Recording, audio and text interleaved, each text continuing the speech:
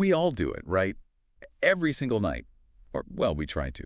Sleep. It's fundamental, universal. Yeah, but it's often the first thing we cut back on, isn't it? When life gets busy. We treat it like a luxury, Oh, something optional. Exactly. Yeah. Like, it's nice to have, but not essential. But what if? What if we've got that completely backwards?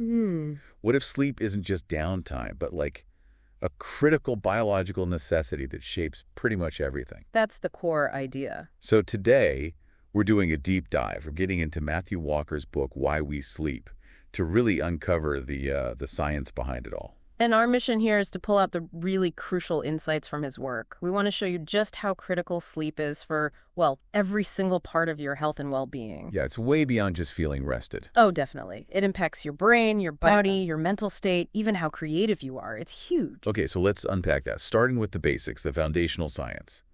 Walker is super clear. Sleep is universal across the animal kingdom, and it's absolutely vital for life. Non-negotiable, really. And for us humans, he breaks it down into two main types.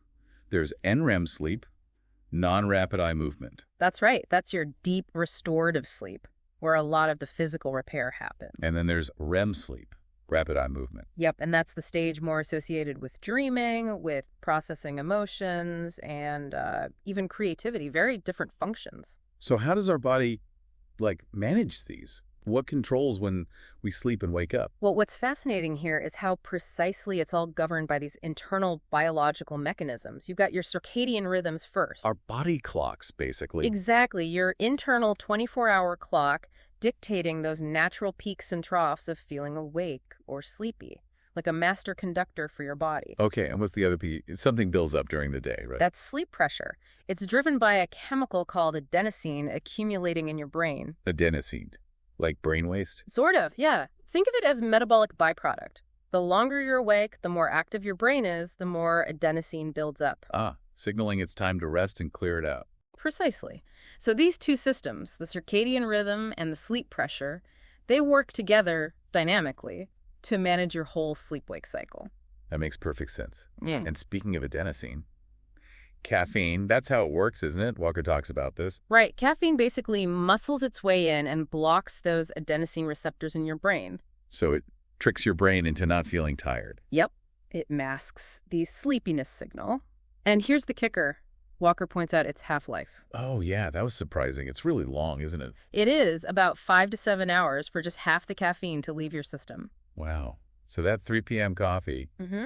it could still be messing with your sleep at 10 p.m. or even later. Absolutely. It's like trying to hear that sleepy signal while someone's got the mute button pressed. Okay, what else disrupts things? Jet lag, obviously. Oh, yeah. That throws your circadian rhythm completely out of whack. Your internal clock is just scrambled. And melatonin. People take that supplement. How does that fit in? Well, Walker clarifies it's not really a sleep initiator in the way people think. It doesn't knock you out. Ah. Okay. It acts more like a signal. It tells your brain, hey, darkness is here. It's time to start preparing for sleep, like a gentle announcement. Got it. And during the night, we're not just out cold, are we? We cycle through stages. Exactly. Yeah. It's not just flipping a switch off and on. We move through different stages, light sleep, then into that deep NREM, then into REM in cycles. How long are those cycles? Roughly every 90 minutes or so throughout the night. It's a very structured process. And does that change as we get older? Yes, significantly. That's another intriguing point Walker makes. Our sleep architecture changes. Older adults, for instance, tend to get substantially less of that really deep NREM sleep. Which has knock-on effects, I imagine. Big time. Especially for things like memory consolidation and brain health as we age. Sleep really isn't static. It evolves with us. Okay, so we've got the how and the what. Let's get to the crucial why, the benefits. Starting with the brain. This seems to be a huge focus for Walker. Absolutely central. His core message is that sleep isn't passive rest for the brain. It's incredibly active. It's like hitting the save button for your memories. A save button. I like that. It's vital for memory consolidation, for learning new things, for making good decisions. NREM sleep seems crucial for locking in facts and knowledge. Making memories stick. Right, and then REM sleep comes in and does something different and seems to integrate those memories, connect them with emotions, and even boost creativity. It's like weaving everything together. So if we don't get enough sleep, what happens to our minds? Well, if we connect this to the bigger picture, the consequences are pretty stark. Even mild sleep loss impacts concentration, impairs judgment. Makes sense. You feel fuzzy. Exactly. And chronic loss significantly increases the risk for mental health issues, anxiety, depression. Walker highlights how lack of sleep hits the prefrontal cortex hard. That's the rational part of the brain. Yeah. The CEO. That's a good way to put it. It handles impulse control, decision-making, emotional regulation. When that's impaired by sleep loss, you're less able to manage emotions, make sound judgments. It really destabilizes things. Okay, so brain health, mental health, crucial. But what about the rest of our body? What does this all mean for your physical health? It's just as critical. Good sleep dramatically boosts your immune system. Your body literally produces infection-fighting cells while you sleep. So less sleep means getting sick more easily. Definitely. And conversely, chronic inadequate sleep ramps up your risk for major health problems. Heart disease, stroke, diabetes, obesity. Wow. How does it connect to things like diabetes or obesity? It messes with your hormones, like insulin sensitivity and the ones that regulate appetite, ghrelin and leptin, so you crave more unhealthy food, and your body doesn't process sugar as well. And he even mentions cancer risk. That sounds serious. It is. He points to research showing that chronic sleep deprivation suppresses the activity of natural killer cells, immune cells that target cancerous cells. So your body's surveillance system is weakened. Jeez. And what about hormones like testosterone or fertility? Also impacted. Sleep loss reduces testosterone levels in men, quite significantly actually, and it can impair fertility in both men and women. It really affects the whole endocrine system. This is making me want to go take a nap right now. Ha! Well, consider this too, the danger aspect. Walker really drives home how sleep deprivation impairs performance. Like reaction time. Exactly. Slower reaction times, more errors. He makes the powerful comparison that a sleep-deprived driver can be just as impaired, maybe even more so, than a drunk driver. That's terrifying. Yeah. Drowsy driving is a huge issue. It really is. And here's a crucial mythbuster from the book. You cannot fully repay sleep debt by just sleeping in on the weekends. Oh, really? I think most people believe you could just catch up. It doesn't work like that, unfortunately. Some cognitive functions might feel slightly better after a long sleep, but the underlying physiological damage, the immune suppression, the hormonal disruption that accumulates, you can't just erase days of deprivation with 1 or 2 good nights. That's a game changer. The idea that sleep debt is, like, permanent to some degree. It really reframes how we should think about consistency. Okay, let's shift gears slightly into something maybe more mysterious. REM sleep and dreams. What's Walker's take on why we dream? He argues it's far from random noise. He sees REM sleep and the dreaming that happens within it as absolutely essential, particularly for emotional balance and creativity. Emotional balance. How so? He calls it overnight therapy, right? Exactly. Overnight therapy. The idea is that during REM, the brain reprocesses emotional experiences, especially difficult or traumatic ones. How does it do that? It seems to reactivate the memory, but without the same intense neurochemical stress response like norepinephrine. So it helps to strip the emotional charge, the pain, away from the memory itself. So you remember what happened, but it doesn't hurt as much. Like emotional first aid. That's a great way to put it. Emotional first aid. It helps integrate these experiences so they don't keep triggering you in the same raw way. He notes people who sleep after a trauma often cope better. Because REM dampens that emotional reactivity. Precisely. And then there's the creativity aspect. What's fascinating here is how REM sleep fosters what Walker calls the creative brain. How does that work? During REM, the brain seems to make these bizarre, novel connections between unrelated ideas or stored information. It's like your brain is wildly brainstorming, free associating without the rigid logic of wakefulness. So that's where those weird dream scenarios come from. Partly, yes, but it can also lead to genuine insights. He gives examples like famous scientific breakthroughs or even Paul McCartney apparently dreaming the tune for Yesterday. Sleep allows for these non-linear connections. Incredible. Your brain solving problems while you're out cold.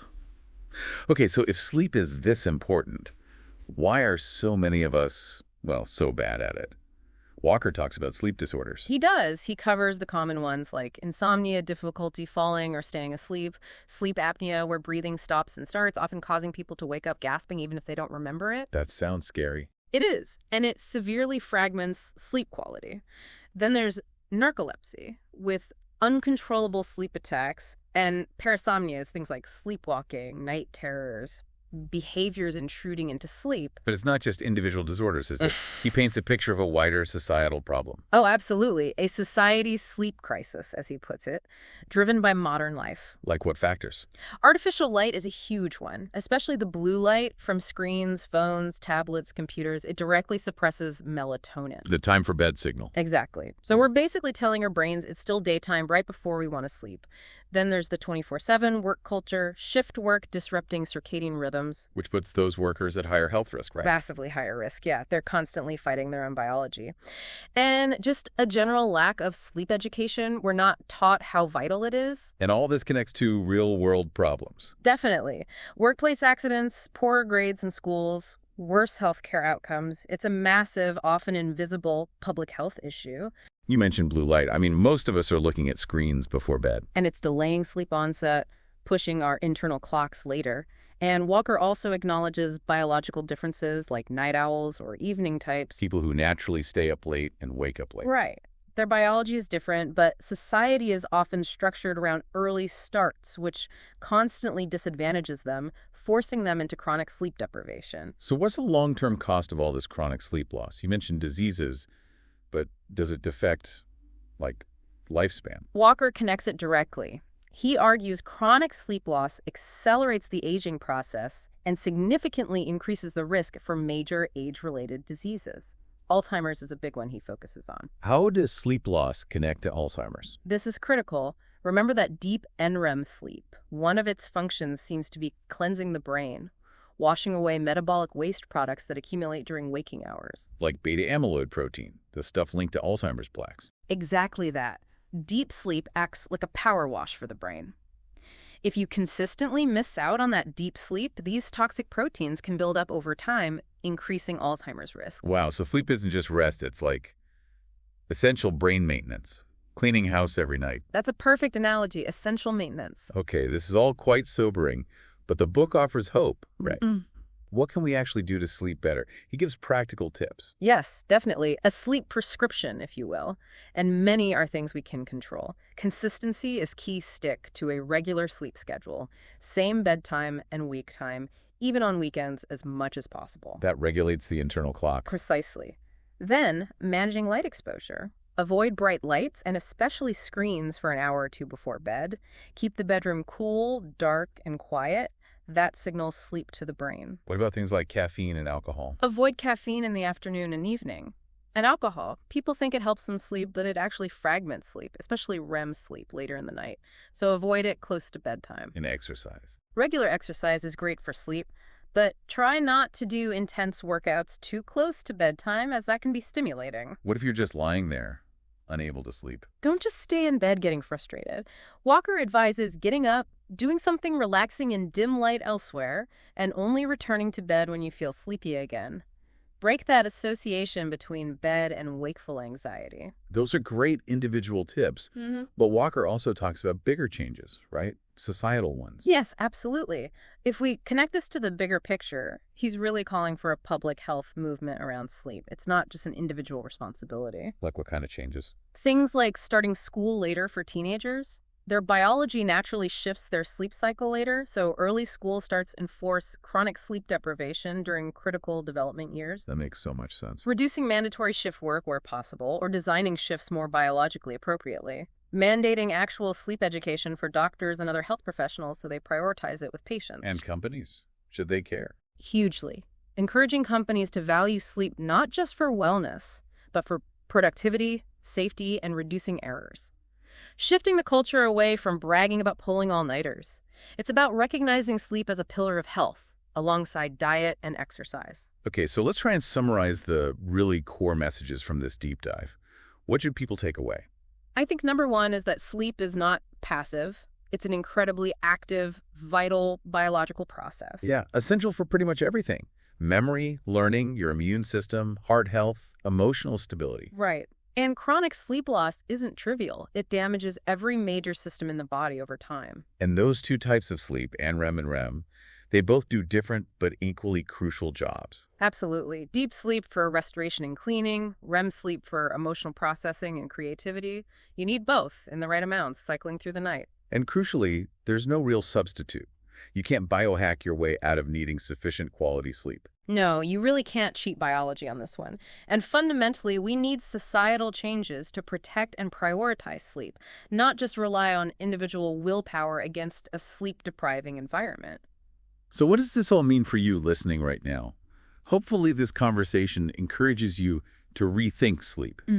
Don't see it as wasted time or luxury. See it as an active, essential part of being productive, healthy, and well, alive and thriving. Think about it. Prioritizing sleep might be one of the single most powerful and thankfully accessible things you can do for your overall well-being. A health hack that's free. Absolutely. So the book really reframes sleep, doesn't it? From just being off to being this dynamic, crucial process. It truly does. It urges us to actively protect it, to leverage it for a healthier, maybe more creative, and potentially longer life. A final thought to leave you with, then. As you go about your day, and especially as you head towards your night, maybe ask yourself, what's one thing I can do starting tonight to prioritize and protect my sleep? What aspect of your sleep needs protecting the most? Making that small change can make a world of difference.